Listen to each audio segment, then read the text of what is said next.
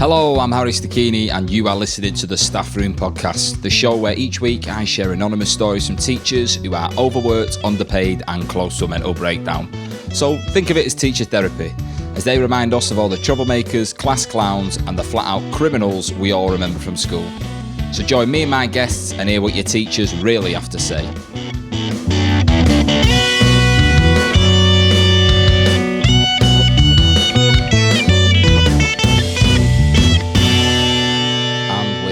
Episode number 4, the Staff Room Podcast. How are you doing, everybody? Thank you very much for tuning in. I am in a very good mood. I mean, it feels as if things are just starting to lighten up at the moment. You know, there's light at the end of the tunnel. I've had some gigs booked in for September time, which is lovely.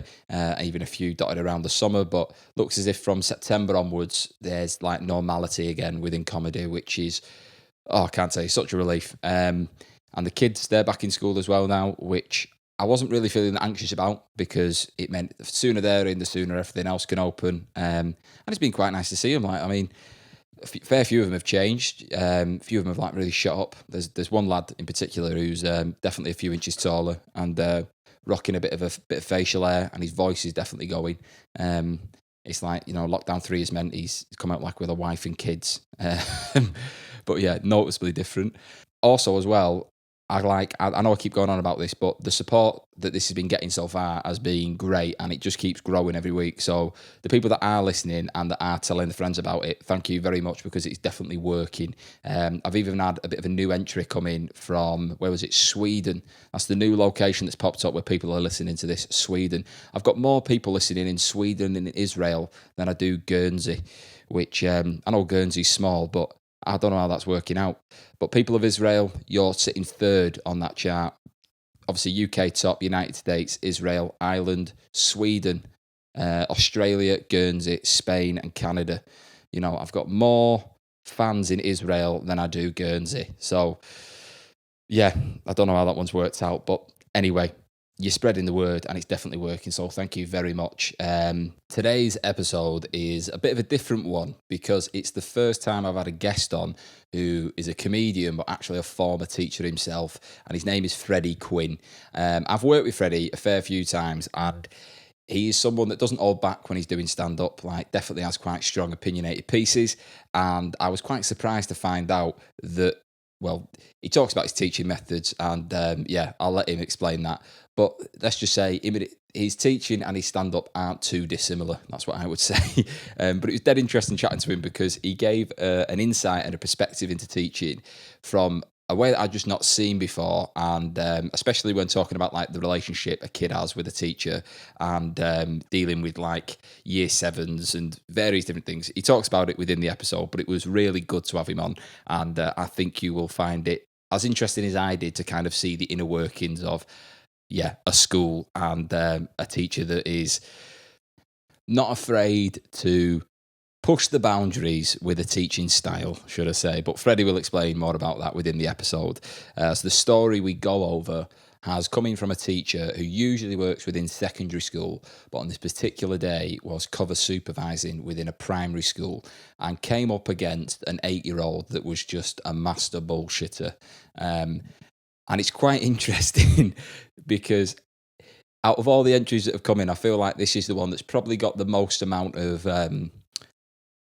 it's venom sounds too harsh a word, but it's like a good thing. They've been quite honest, but clearly they've got a bit of beef with this 8-year-old that whether it's still there now, I'm not sure. But the story definitely, you get a feel for how they felt about this person, definitely. I'll also be sharing a listener's story that got sent to me a few weeks ago, and the subject of the email read, vodka, kicking, and a witness statement. It is an absolute cracker, so thank you very much to the person that sent that in. But let's jump into this week's episode. This is me, Freddy Quinne, and an 8-year-old that is a master bullshitter. Enjoy. I'll make sure that you get some complaints for this one, don't worry. Well, to be fair... You know what I used to do? When Adam, before Adam had did this podcast, he used to do other podcasts, and he used to hate editing. So what he'd do is every time he invited me on, I'd slip in a racial slur midway through conversation because I knew that he'd have to edit it out. Well, I look forward to that then. Cool. To be fair, you're the first proper teacher guest that I've had on the show. I know. There we go. There we go. On a teaching podcast, the bar is set fucking low. Because was it secondary school that you taught in? Yeah, I mean, to be fair, you had Selwood and Jack Carroll on the last one. I mean, were they even part of the school, or were they in the shed at the back of the at the end of the? Well, hey, Pete Selwood's mum and dad were teachers, and yes, I know, yeah. I know that. This isn't part of the podcast, is it? Yeah. Okay, edit that out. Right, we'll start now. We'll officially start. Go. I like that. I feel like there was a story there, but you thought I'm not going to jump into that. First teacher I've had on, so it'd be quite nice to get your insight on this, because I'll get right. Basically, I'm going to do a read, and feel free to jump in at any point if there's anything that strikes you. You know what I mean? And we'll just move our way through it. The read today has come in from a supply teacher who usually works in secondary and is working in a primary school, and came across quite an annoying lad, right, who was in the class. Now, obviously, your experience of being a teacher, I don't know if you had any standouts that live long in the memory of you having to deal with anyone who was a bit awkward. Oh, mate, my behaviour management skills were the best thing that I ever had going for me. Like, legitimately, it was something that I just nailed straight away. And I've taught in a lot of really rough schools as well. So I actually that's the bit of the job that I enjoy the most, funnily enough, is trying to stop them from kicking off. I mean, what's the kid doing? What's the kid doing that's so bad? Well, I can start the read, and we'll just go from there. I was just curious to know, like, when you say behaviour, like, do you have a laugh with them, or do you? Because I can't imagine you come down on them hard. I imagine you just rip the piss out of them if someone's acting up. Oh, I come down on them really hard, but in a sarcastic, horrible way. Like I used to threaten to kick the shit out of them and all sorts, but not say I'll kick the shit out of you. Right. I used to say, like, especially with like year 8 lads. Oh, right. You hadn't clarified if that was primary or secondary. Then you were just threatening. Especially when they're getting a little bit older, I think they prefer to be spoken to like an adult. So the amount of times I was an English teacher, the amount of times that we were doing a lesson in the library, and there was like a kid talking instead of reading, and I'd come over his shoulder and I'd whisper to him just loud enough so he could hear, "If you don't start reading that book, I'm going to beat you to death with it." The amount of times I did that, honestly, no way I should have lasted in schools. No way. That's it. What would the reaction be? Just like, he's on supply, so I don't want to take my chances. No, this was when I was a proper teacher. Right. See, I always thought you just done supply. I never thought you were. No, I did supply during the pandemic. During the pandemic, God, doesn't that make it sound more dramatic than what it was? A bit for the nation. During the Great War, I was a proper teacher for 3 years. Oh, right. So did you go to uni with the intention of becoming a teacher then? No, I went to a uni just with the intention of getting a degree. I got a degree in English language and linguistics, and then I did comedy for 4 years, and I was just at the cusp of turning pro, and it kind of dawned on me that you needed something to fall back on. There was a lot of people, as I'm sure you're aware, there's a lot of people on the comedy circuit who are, for want of a better word, trapped in that they are, in their 50s or whatever. They've got nothing to fall back on. Their act is all right, but it's not like it was. They're not getting enough work to be comfortable, and they're going to have to go to fucking Grimsby on a Thursday for £100 and put the lights on, to put the electricity on. And I was like, I don't want that future. Like, I'd rather, I'd rather just quit. But then, when you're that age, what can you do at 50? Start at the bottom and work in a call center or something, exactly. Or do an entry-level job? It's just, you need like a proper career to fall back on. So I started teaching. And then once I was all qualified and set up and everything, then, I started to, go back into stand-up again. But I was doing stand-up full-time whilst I was teaching. Right. See, I always thought you just, I'd done supply. But that's a good way to go about it. But English is what you're going to be drawn to just because of your degree. Yeah. But I have done supply as well. where I've taught, all sorts of shit. That's funny though, the fact that you've become an English teacher and then just character assassinating year 8s who aren't reading books. Love it. But I'll start with today's read. Right, as I say, this is coming from someone who usually works secondary school, but is working in a primary. A little bit of context. There's quite a bit of a pre-story to this about how this person got into teaching, but I'll do that with you later on. I'm just going to give this kind of a condensed version. But the context is right that they got into teaching because they were forced to resign from their previous job, which was a activities coordinator in a care home. Because if they hang about activities coordinator in a care home. Yeah. Really? Does the climbing wall get used a lot by fucking Margaret and Edith? Is fucking Arthur trying to make a great ascent on the fucking indoor climbing wall? What the fuck is an activities coordinator doing in a care home? Well, this is the best bit, is the fact that they had to resign because if they stayed, they were going to get reported to the police for fraud. Right, so they found the job as a teacher on the way home after resigning, right? So that's how much the profession is in crisis.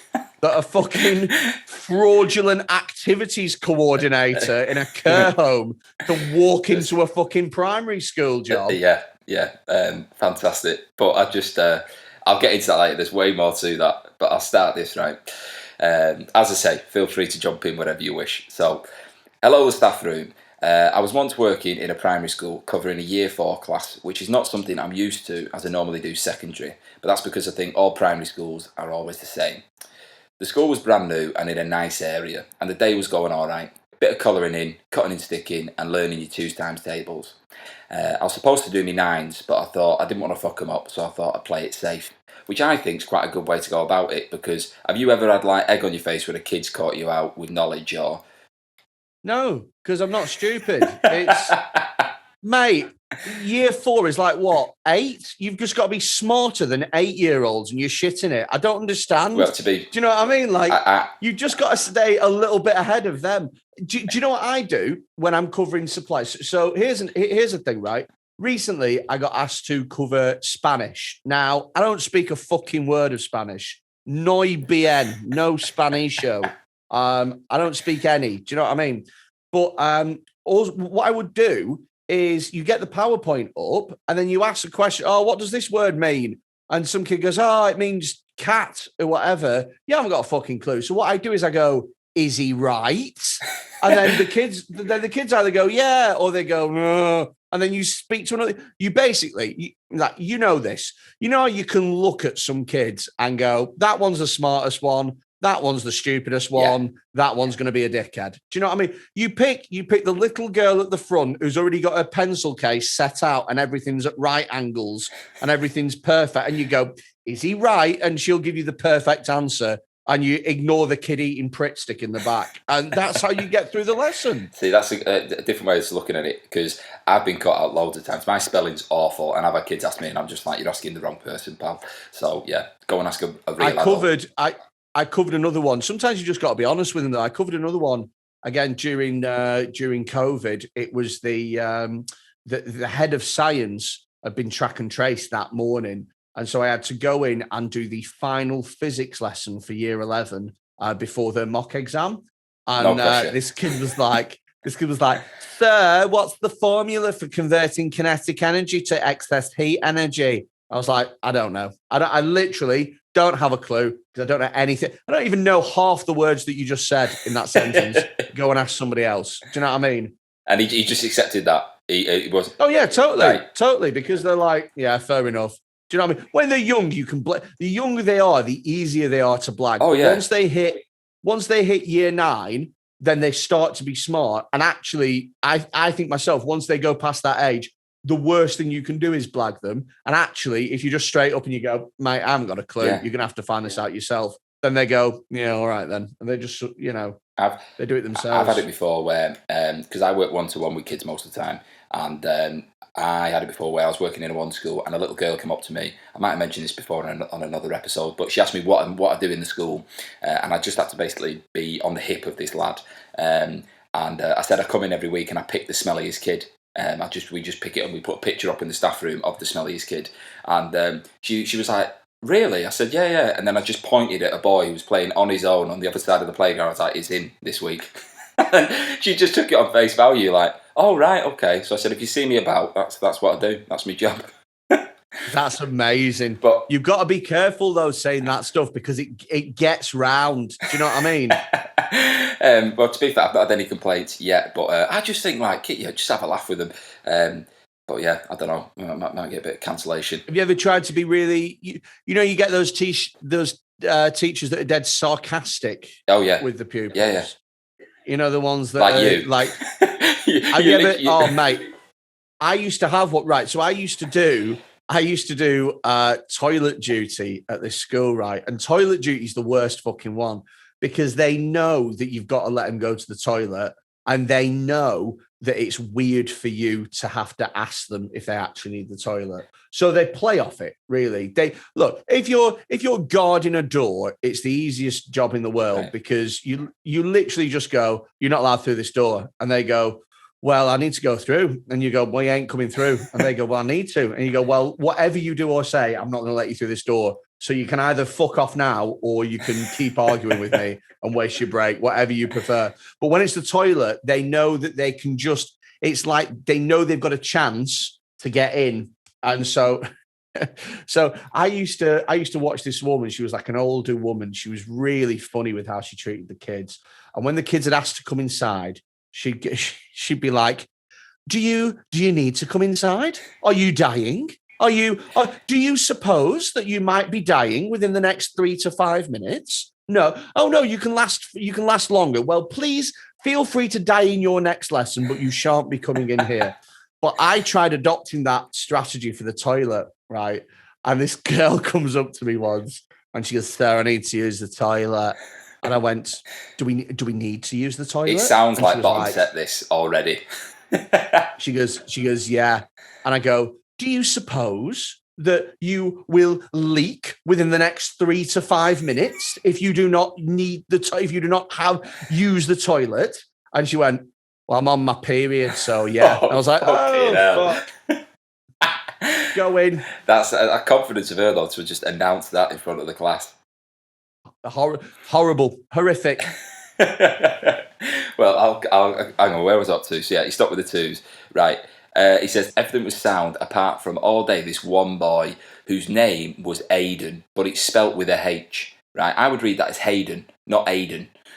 No, I think, does he not mean Aiden, Aihden, like Hayden? No, he's put Hayden, but put in brackets. Okay, Aiden. well then his name is literally Hayden. It doesn't matter what his mum thinks his name is. Exactly. His name is fucking Hayden. That's the end. Do you know what I mean? Like just like if you put any other letter at the beginning of that word, it wouldn't make it silent. Do you know what I mean? Yeah. Like if you spelt it with a K, it'd be Caden. You know what I mean? Like.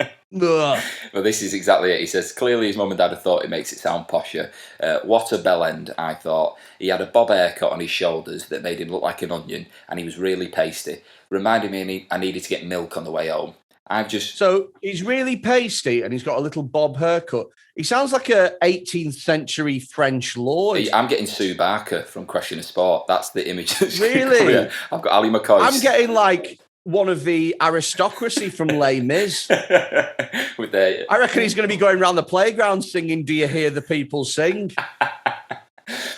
with his fancy French name. Yeah. Do you want to go to the toilet, Hayden? Red, the blood of angry men. All right, mate, chill out. That's the Year 9 girl that's on her period. Fucking hell. Probably not going to go out. This is it. It's all right. I'm not offended. Go on. He says he was just piping up with shite all the time, telling people his dad's got the fastest car that goes 200 miles an hour, and it only took them 15 minutes the other day to get to Skegness, which is a 2-hour drive. I felt like telling the class he was a lying little bellend and that they shouldn't listen to him. I even heard him tell someone he had a pet shark and that last year he went to America with his family, but they didn't fly there, they actually swam to America. Most of the kids were going along with it, apart from a few and myself who knew Aiden was a complete gobshite. Now, I've seen kids that have lied through the teeth, and it's like, my dad does this, my dad does that. But I've never seen anyone show off about the fact they went to Skegness. You know what I mean? It's a 2-hour drive. No, we got there in 15 minutes. Have you ever had any lads that have, compulsive liars? Oh, yeah, absolutely. So when have you spent much time in secondary school? Only Prues. So the thing is when year sevens come into secondary school for the first time, it's actually a really interesting time because for them, it's a huge transitional moment. They go from having one teacher who they form a really intense bond with to having lots of teachers who couldn't give less of a fuck about them. So it's a very different sort of thing. And what happens is they get these new teachers and they have an intense need to be liked by them. Most of them do. They have an intense need, particularly at the beginning.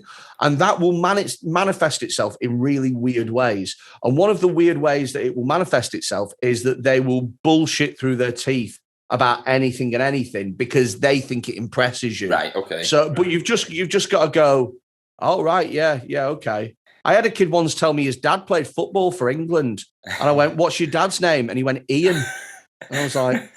Who? Is that the second name on the back of the shirt? Just Ian. Yeah. It was like Prince, a seal. Yeah. That's quite interesting, though. I never thought of that. The fact that year sevens would come up there, and the fact they get that bond with one teacher to then try and want that with 7 or 8 other teachers. I've never looked at it that way before. But even when I was in year 7, I never thought of it.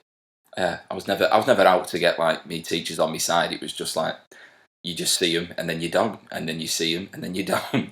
It wasn't a committed relationship.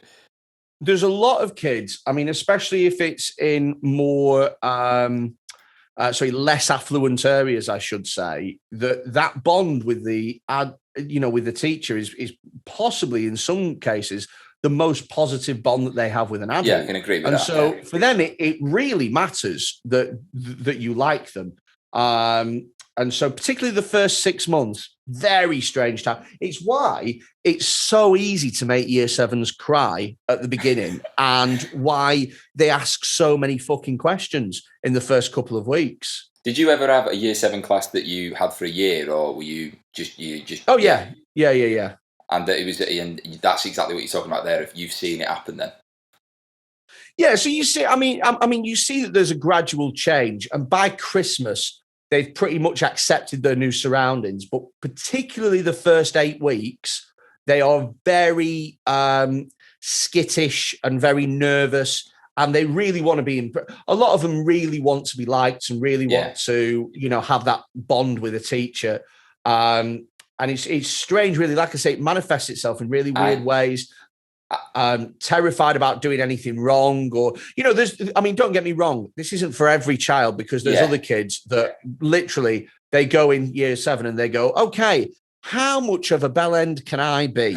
And but it's about, I think, genuinely, when you move from primary to secondary as a kid, you've got to establish yourself all over again. And you go from being the kid that everyone knows to the kid that nobody knows. And there's a pressure to reestablish yourself and to reinvent yourself. But also you're kind of competing with 150 other kids who are all also trying to reestablish and reinvent themselves. So if you were the popular kid, then you've got dozens of other kids also wanting to be the popular kid. And you can't all be the popular kid. If you're the naughty kid, you've got dozens of other kids who are also the naughty kid. And so you're kind of competing against that. Do you know what I mean? Yeah, that's it. I've never looked at it that way before. I just like the fact that what you said there, which is about these kids being quite soft and mushy and looking for acceptance, and then right at the start, you with a year 8 whispering in his ear as he's not reading a book, if you don't start reading that, I'm going to beat you to death with it. Yeah, by year 8, they've chilled out a lot, and the kid in some of the kids in that class were great. Do you know what I mean? And they kind of got the measure of me, and I got the measure of them, and they kind of knew what I was about, and I knew what they were about. And do you know what? It's funny because I never really set out to be Like, I can't stand, like, you know, the cool, like, hey, I'm a teacher, but I'm also your friend. That's what I am. You don't have to call me Mr. Smith. You can just call me Mr. S because I'm cool. Oh, yeah. Hey, guess what I did at the weekend? I went to the match because I like football. Well, I'm cool. I just don't get on board. I think it's pathetic. Right. You're an adult. You should have adult friends. Stop being weird. But what I used to do with the kids is my golden rule was that if you're sound with me, then I'll be sound with you. But if you're a dickhead with me, then I will be 10 times as bad with you, and I will always win because you can only make my life a misery for 60 minutes or however long the lesson is, whereas I can piss you off all week, basically, if I wanted to. And I used to speak to them like they were little adults. Yeah, exactly the same as me. Exactly the same as me with my approach. It's like, just talk to them like they're an adult, and if they start giving me cheeky back, I give it to them. It's not one of them like, think about how you make other people feel. It's like, you know, stop being a bellend. I think it's different. I mean, we're talking about behaviour management here, aren't we, really? Yeah. I think it's different behaviour managing a year 7 than it is a year 11. I think as they get older, you have to change your approach. And I think that if you are in a more difficult school, you have to change your approach. Yeah. But if you're in a good school, it's actually quite easy. What it is, this is going to sound horrible, but you know, when you watch Can't Pay, We'll Take It Away, and what they do is they come in and they find that one thing that just fucking gets you. Do you know what I mean? It could be your car, or it could be them coming in and doing an inventory or whatever, or ringing removal. They find that one thing that's the trigger point for you. And as soon as they know what it is, they step down on it and you end up paying the money or whatever. It's kind of like that with kids. But with emotions. They all have that. Yeah, they all have one trigger point. They all have something. And once you find out what it is, a lot of them, for example, is ringing mum and dad. Yeah. Or something like that. That for them is huge. It's life-changing. Yeah. Do you know what I mean? Like they do anything to avoid that. They're little shits in school. As soon as you mention mum and dad, they go, oh God. Yeah. I've had some where mum and dad... there's no fear with it at all. It's just like, ring me mum and dad. This is what happens when you're in a more difficult when you're in a more difficult school. There's less of those pressure points to go off. Well, this is I suppose this kid in this story, he's going to have a hard time in secondary school because we've digressed. He's continuing with this story, this teacher, right? He says, the lad is essentially, he's proper getting on my tits, right? And all the kids looked up to him. For some reason, he was respected by his peers. But he pissed me off something rotten. Now, the last lesson was PE, and the school had one PE teacher. So he was taking the class, and they were playing cricket. And of course, fucking Hayden was batting first, the little long-haired prick. It was so predictable. What was less predictable, however, was when I ran as fast as I could to the other end of the sports hall, jumping over 4 kids, nearly breaking me fucking collarbone just to catch the little twat out. I even gave myself one of those little shiny trouser burns and then shouted at the top of my voice, "Out!" and pointed to the benches for him to sit down. Only to be told seconds later by the PE teacher that you can't get out on your first go. He says, I mean, you don't get that at Lord's. And I like how the last line of this is, right? That little gobshite Aidan ruined my day. I mean, what a cunty 8-year-old. Wow. This is, all the stories are anonymous, and that's the first C-bomb I've had dropped by a teacher. But this is exactly what the podcast is about, people getting stuff off the chest. That little 8-year-old has run rings around you, pal.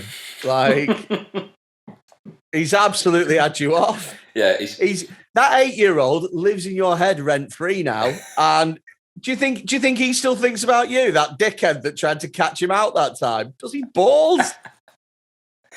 Yeah, my favourite bit of that is the fact that I felt like if they were going to have a straightener between Aidan and the teacher would go, I'll get my dad, right? And we'll have it off in the car park with 2 of them. Do you know, I mean, you asked me at the beginning how I deal with something that. So the first thing that I would do is I would, whatever he said, I would one-up him.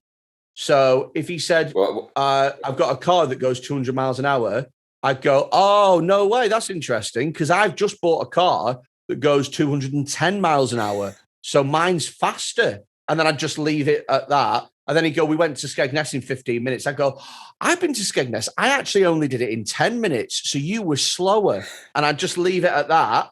And then I'd just keep doing that. Oh, you swam to America. All right, I've swum to America twice. So I'm held my breath the entire way. Exactly. And I just do it like that. And every time he said something, I would make sure that I had a better version and then said it again, so he can see how annoying it is. That's a good way, yeah. So he can work out himself. If it was really pissing you off, all you do is just take him away from his audience. Yeah, well, that's exactly it. Attention seeking. He wants an audience. So all you do is you would say, oh, it's really interesting. What we're going to do is we're going to come over here and you're going to do some work on your own for a bit. Yeah. It's as simple as that. And don't make it out like it's a punishment or anything like that. Just like, you know what? I really want to hear all of your amazing stories. I want you to write them down for me. But you're going to have to do it over here quietly on your own. Yeah. Done. Problem solved. It's a weird thing because I had it recently where I called a kid out on showing off. And they do it quite a lot. And it was just one of them where I was just like, what? You're just attention seeking.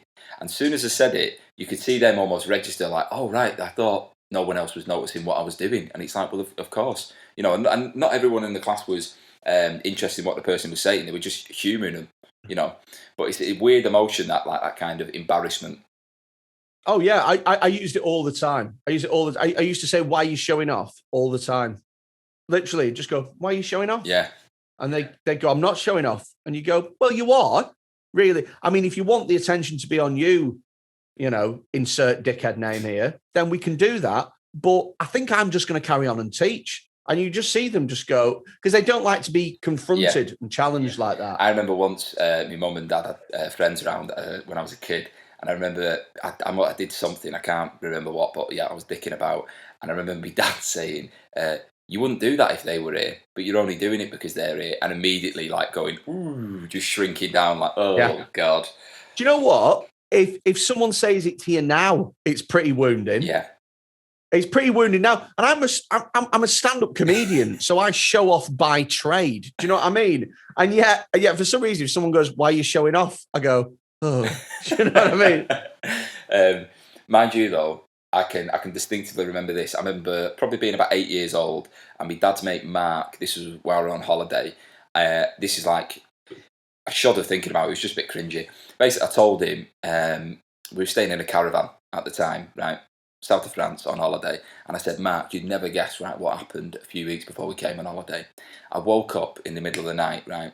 And I went to go to the toilet, but actually tripped at the top of the stairs and fell all the way down face first into a blueberry pie. And he looked at me, as you are right now, as if to be like, what fucking planet have you pulled this from? And I'm just kind of grinning at him like, go on. It happened. It actually happened. He's just like looking back at me going, you are full of complete shit. And like, I feel like with this kid in that situation, like what you said there, trying to one-up him, I think I'd ask more questions to like kind of let him tie himself in knots with the lie. Well, that's what kids do when they want adults to like them, is they make up daft, stupid shit like that because they think that that's what adults want to hear. They want to hear amazing stories when it's just how an 8-year-old brain works, isn't it? Yeah. Do you know what I mean? But it's so easy to deal with and stuff like that. I thought it was going to be a genuine problem, this. I thought it was going to be a genuine issue. Do you know what I mean? I used to work at a school where kids had cut themselves during my fucking lesson. Jesus. And I had 2 kids self-harm. They slit their wrists 40 minutes into a 60-minute lesson about A Christmas Carol. So that's how bad my lesson was going. Yeah, Jesus Christ. That's it. How did you handle that? Just like, right, we're going to stop doing this, or... No, luckily I had a TA in the room. And do you know what? I think that's the first time that sentence has ever been uttered. Luckily I had a TA.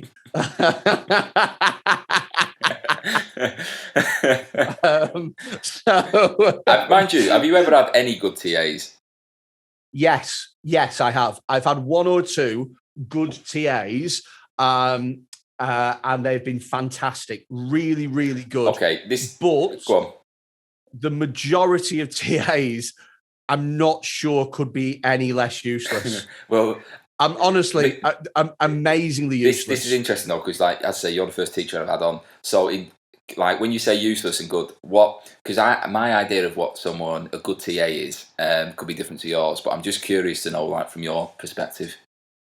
Proactive. Okay. And can read the classroom well and can understand what's going on. A good TA feels like an extension of the teacher, in that they are working in harmony with the teacher and they are sort of feeding off they're reading the lesson. Do you know what I mean? They're seeing what's going to happen next and they're being proactive. They're not being reactive. Do you know what I mean? They're using their body in a certain way so as to limit disruption and things like that. A bad TA, oh my fucking Lord, I'd rather have nobody. I'd honestly rather have nobody than a bad TA. Do you know what? I was doing a bit of supply teaching a few months ago, and there was a TA in the room, and we were in. So the way that the pandemic's affected teaching, or at least one of the ways that the pandemic has affected teaching, is now everyone's in a bubble, and so it's very rare that you will have your lesson in your room. And it makes a huge difference, because if you try teaching music in a science room, or teaching, teaching science in a maths room, it's impossible. It's much harder.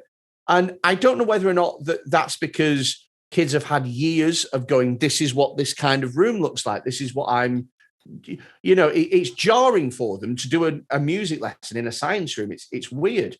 So I was stamping my authority down on this class pretty easily, to be honest. They weren't much trouble. But there was one kid who was doing my head in a little bit. And so I sent her outside, and literally I got the class working on tasks. There was a TA in the room. And the TA wasn't very. She'd handed some books out, and that was that was what she was available for. And it's a shame, really, because when you've got a TA that knows, if you're a supply teacher, you kind of need the TA to be on your side of it, because they know the kids. Do you know what I mean? So I literally just said, Miss, can you just make sure that they're working? I'm just going to go outside and have a little chat. And I was gone for 60 seconds, and I came back in. And for reasons unbeknown to me, chocolate milk was fucking everywhere. It looked like a child had exploded in like a Willy Wonka style accident. And there was, and I looked, but the thing is I looked at her like, what the fuck has just happened? And then she left and then went and got ahead of year. And it was like, so a kid had just thrown it everywhere. What, sorry? The kid had just thrown the chocolate milk everywhere. No, the kid had got the chocolate milk out of his bag, and she had told him to put it away. And he had said, well, he hadn't put it away. And so she had decided to try and take it off him and grabbed hold of it. And then chocolate milk had gone fucking everywhere. Oh, fucking hell. It's the worst thing that she could have done in that situation. Yeah. I get what that's interesting, though. This is the idea of reading the room. Because I work mainly one-to-one with someone. I just follow that kid everywhere that kid goes. So, it's. I'm not paying much attention to the classroom. It's just my eyes are on you. But it's just interesting to see that if someone's not part of that, they might as well just not be in the room. If I had, honestly, most of the time, I don't find a use for them at all. It's quite useful when you get somebody working one-to-one, and particularly if you put it with a kid who has, certain educational needs that if they are not met, then it will cause that child to act out. Yeah. I can think of one kid that I taught. Do we have to anonymise the names? You can do if you want. It depends if they're going to listen to it. Yeah, just call them a different name, yeah. Okay. Joseph. Real name Joe. Yeah. It was the big lips towards the mouth. It was, if you think you know who it was actually Joe with a silent H at the beginning. So the French spelling. That's who it was. Yeah, he was a French kid. Little Bob used to have those little fucking platoons. Yeah. Had a ruff around his neck. So he was a kid who was really, really hard work in a class full of kids that were hard work, a really difficult class. And sometimes when you get a class like that, it sort of feels like whack-a-mole in that you have to sort of bop them on the heads a little. Yeah. As soon as one of them you deal with, another one pops up and you like that. That's how it feels dealing with a class full of tough characters. But he was one of those special kids. I don't know if you've come across them that can just nuke a lesson on their own. Oh yeah. They don't need any. They're like a little atomic bomb waiting to happen. And I've only taught a few of them, but they can. Usually with kids, they don't just blow up and destroy. Like there's scales, and you can catch it. And it's your job to sort of nip it in the bud. But yeah, he was one that could just blow up and do anything. And I was at the point where I was like, I can't have this kid in my lesson anymore. I can't, because he needs constant supervision, and I cannot give him constant supervision in this class because there's so many other people that need help. And we popped him with a TA, and it made the world of difference. And he mentioned something in passing about the letters on the page moving, and we found out that he had dyslexia.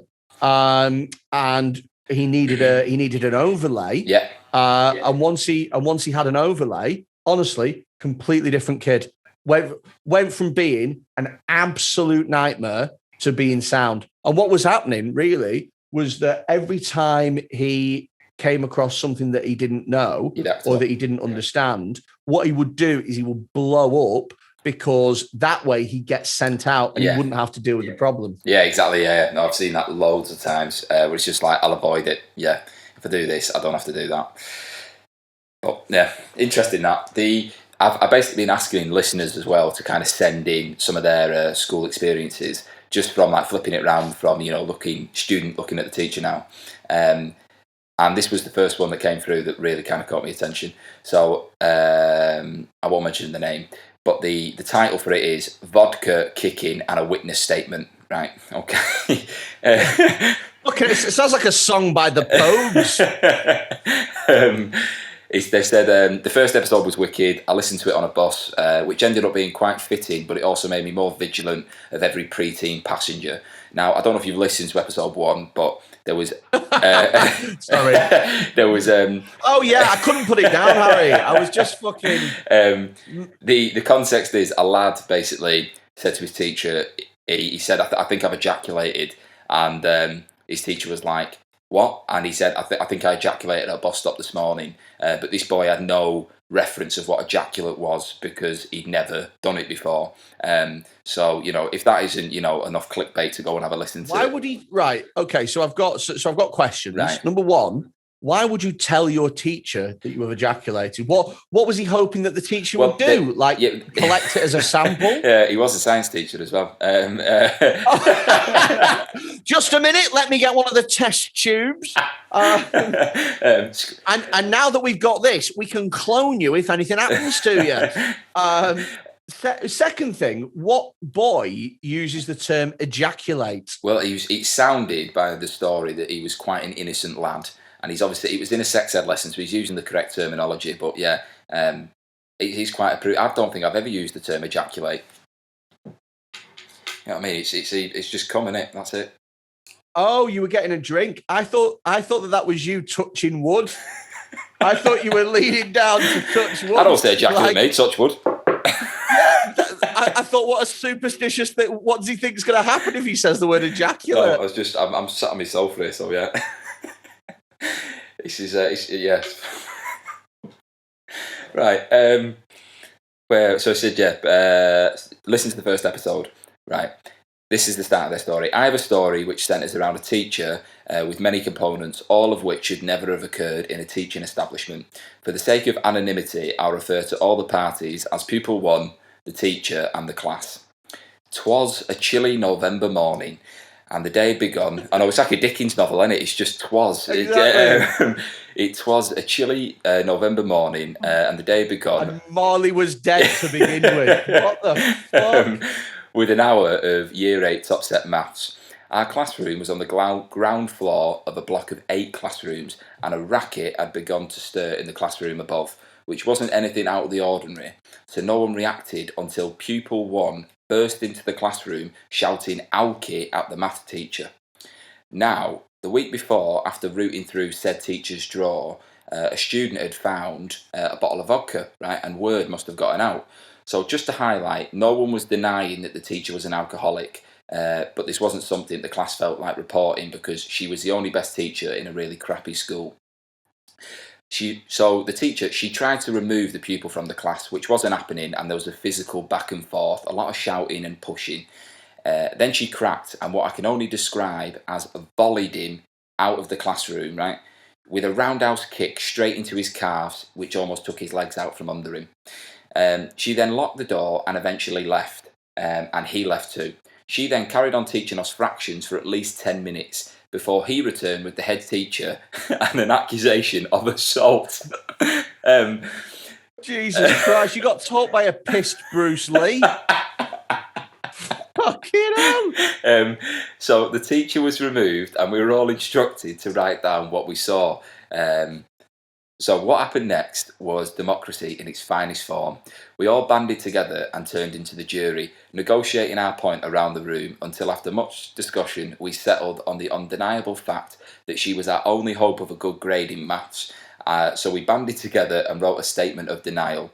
Plus, pupil 1 was also a bit of a prick, so why not pass maths? Yeah, I mean, to be fair, I think that's really sweet what the class did. Yeah. But I also think that if you're going to lie like that, then you do reserve the right to call that teacher Jackie Heine-chan for the rest of the... My favourite bit is the fact that once she's roundhoused him, she just goes back to doing fractions, as if to be like, so guys, numerator, denominator, right, now we're going to move on to the next number. Have you ever broken up a fight at a school? Oh yeah, mate. I've had a lad try and stab me with a screwdriver. It's fucking class. I love it, mate. Because I always look hard as fuck. Because I'm much bigger than them anyway. I always look like an actual fucking lunatic when I just jump in and just start grabbing cunts. I love it. I absolutely love it. But I remember doing a fight kicking off at this school. It was a good school as well. And I literally walked straight in between these two. And they were literally kicking the shit out of each other. And I walked straight in between them. And you know how, so we were sort of told that you need to grab sort of the tie collar area around here. So you've got control of them. Oh, but you aren't like... I thought you were talking about fighting tactics for the kids, not from this. Yeah, we got to grab them from the collar. But I grabbed them and I managed to get them at the collar like this. But it's not easy to grab a kid by the collar and the tie. It's not because they're moving and they're full of energy. Yeah. So a lot of the times you're trying to grab them and it's weird. But I just grabbed them both perfectly. And so I just grabbed out like this, I just went kaboof, like that and grabbed them both and then walked and threw them into different rooms at the same time. And all the kids looked at me like I was a fucking ninja. Because I just walked in between and like that, poof, straight away. How old were the kids?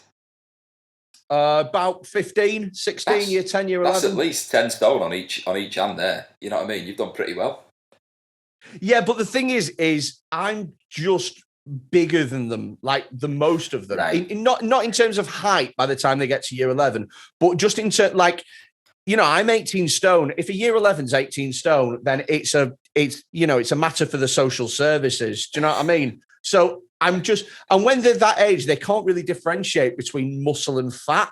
They just see general size. So I look like some sort of weird burr to them.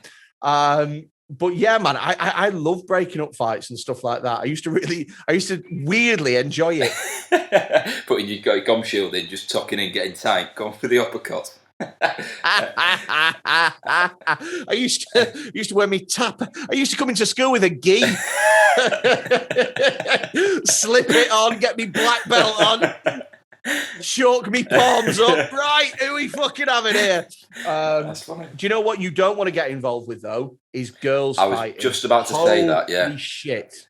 It's I find it really difficult, and my experience of dealing with girls that are really challenging has been, well, yeah, there's one girl that sticks out that was an absolute nightmare, but I find it really difficult trying to deal with girls when they're acting up. As with a boy, it's just, I don't know, I think it's from the point of view of like, if they hit me, I feel like I've got more right to hit them back, you know, but if it's a girl, there's always that voice in the back of my head going, you can't hit women. The thing is for me personally, a punch actually hurts less than having whatever it is that the girls do, the nails, the pulling and stuff like that. I've had my beard pulled, I've had my face scratched. Is that because you were breaking up a fight? Yeah. Oh, yeah, yeah. So I used to work at a school that was really underfunded, like crazily. And they were at a point where they couldn't afford to expel some of the kids because if you're expelling a child, it costs money. Yeah. You know what I mean? It costs a couple of grand. So what they would do is, and the school just didn't have that money. So what they would do is they would constantly suspend the child for 3 weeks at a time. And she knew what the game was. Do you know what I mean?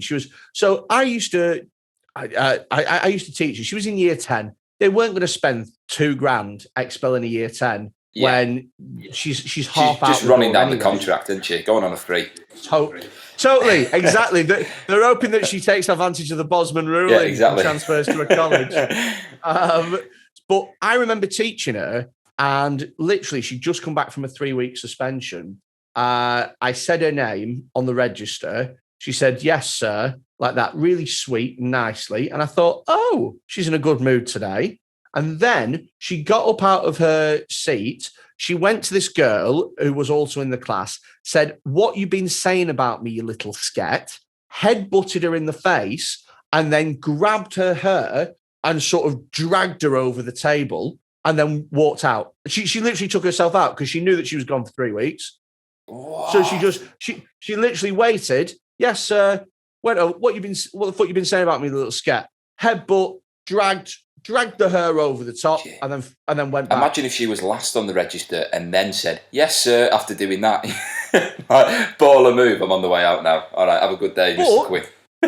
She knew what she was going to do. She knew exactly what she was going to do, and she'd waited sometimes. Apparently, this girl had been saying something on, like social media and things like that.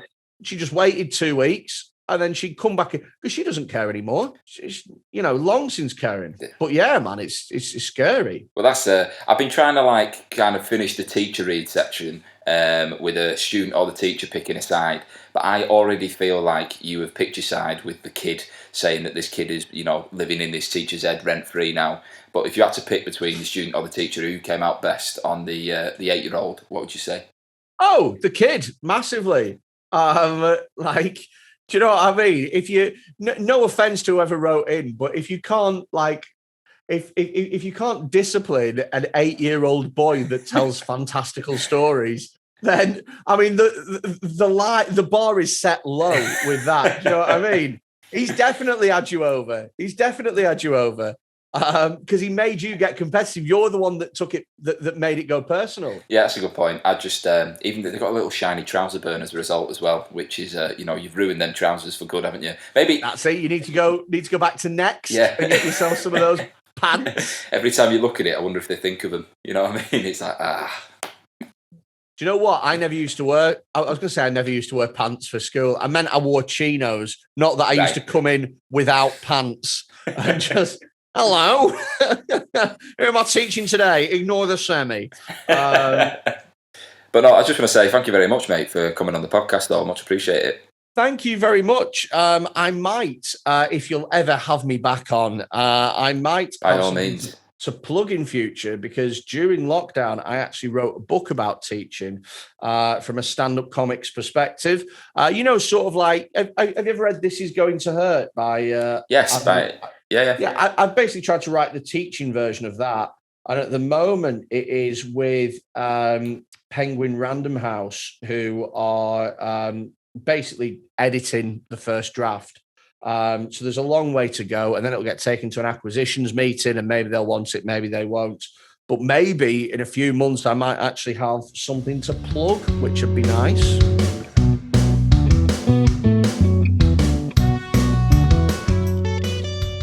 Do you see what I mean now? I felt like the teacher that sent that in definitely got a lot off their chest.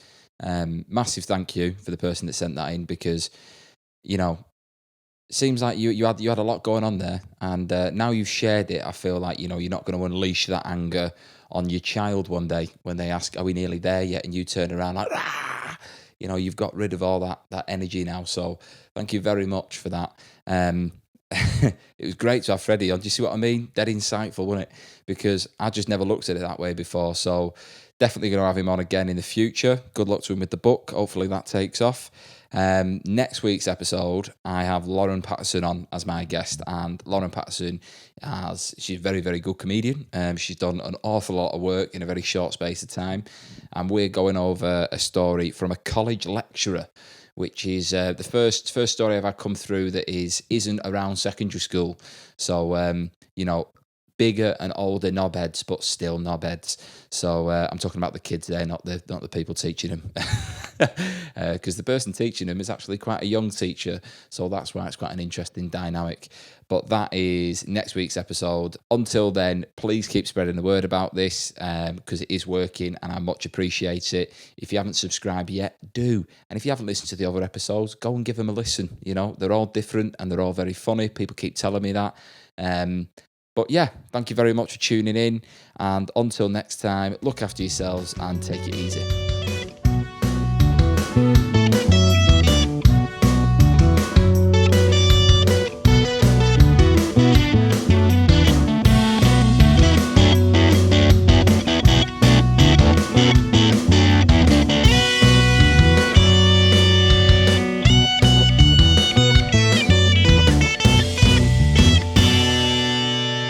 Staff Room Podcast is produced by Harry Stacchini, artwork by Poppy Spinks, and soundtrack by James McGraw.